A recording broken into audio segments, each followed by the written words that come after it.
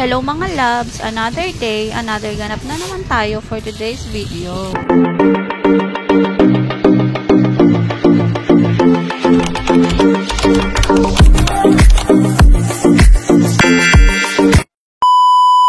Umaga na naman nga at araw ng Sabado, kaya naman heto na naman tayo para mag-prepare ulit ng baon ni Dad. Paulit-ulit na nga lang tayo pero pasensya na dahil yan talaga ang gawain ko tuwing umaga. Pagkabangon ko nga pala sa higaan ay una ko na palang kinuha yung isda na nasa rep dahil kailangan ko na nga muna itong ibabad sa tubig para naman mawala yung pagka-frozen niya. Nagsalang na nga lang din muna ako ng sinaing at nang maluto na nga ito ay naglagay na ako ng baon sa baonan ni Daddy. At nang malagyan ko na nga ng kanin yung baonan ni Daddy ay kumuha na rin ako ng ulam na gulay. Ginataang sitaw nga pala to na ulam namin kagabi at ininit ko lang ito. At dahil nga sirang-sira na talaga yung lunch bag ni Daddy ay wala na akong choice kundi ilagay na lang ito sa plastic. At dahil nga may nakita ako na malaking eco bag ay doon ko na lang din ilagay yung baonan ni Daddy. Iniready ko na rin ito at inilagay ko na rin sa kanyang bag. At nang makaalis na nga si Daddy ay kinuha ko na agad yung walis para naman makapagwalis dito sa loob ng sala namin. Hindi na rin naman ako magpupunas ng sahig dahil nga nakapagpunas na rin ako kagabi bago kami matulog. At na makita ko nga na marami na rin kalat sa labas ay lumabas na rin ako para magwalis. Ilang araw ko din kasing hindi nawalisan dito sa labas namin dahil nga hindi ko makita yung walis tingting namin. At ayan nga at kakasimula ko pa nga lang magwalis ay nililipad na nga agad ng hangin yung mga winawalis ko. Kaya naman dinadaspan ko na lang ito para naman hindi na kumalat pa. Nakailang balik pa nga ako dyan dahil nga yung mga nilalagay ko sa daspan ay nililipad pa rin ng hangin. Yung mga natitirang kalat na maliliit ay hindi ko na rin naman dinaspan dahil nga idiniretso ko na rin ito sa likod ng bahay namin. At dahil nga maaga pa lang ay napakainit na kaya naman naisipan ko naman na basain muna ang semento namin dito sa labas.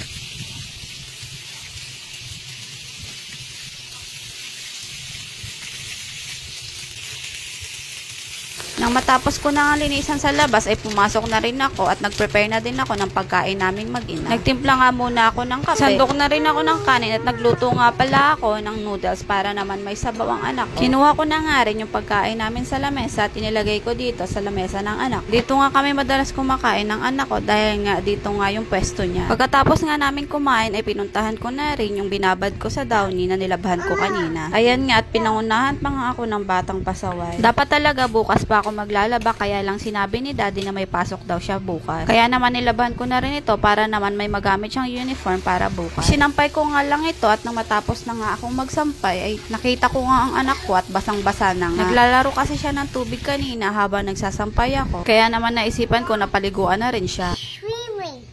Ayan nga at nagsasabi na nga siya na mag-swimming daw siya kaya lang hindi naman pwede dito sa loob ng bodega dahil dito din nilagay nung kapitbahay namin yung itlog na stock nila. Kaya napakadelikado baka kasi paglaruan ng anak ko. Kaya naman no choice tayo at doon na lang siya paliguan sa planggana sa labas. Nilagyan ko na nga lang ng tubig yung planggana para naman makapagbaba din siya at sakto lang naman siya doon dahil nga maliit pa naman siya. Tuwang-tuwa talaga ang anak ko lalo na kapag sinasabi namin na magsiswimming kami. Kahit na nga malamig gustong-gusto talagang magbabad sa tubig. Pinuno ko na nga lang din muna ito ng tubig at nang mapuno na nga ito, hinayaan ko na lang muna siya. At yan ang nga lang po muna for today's video. Thank you for watching everyone. Ingat and God bless!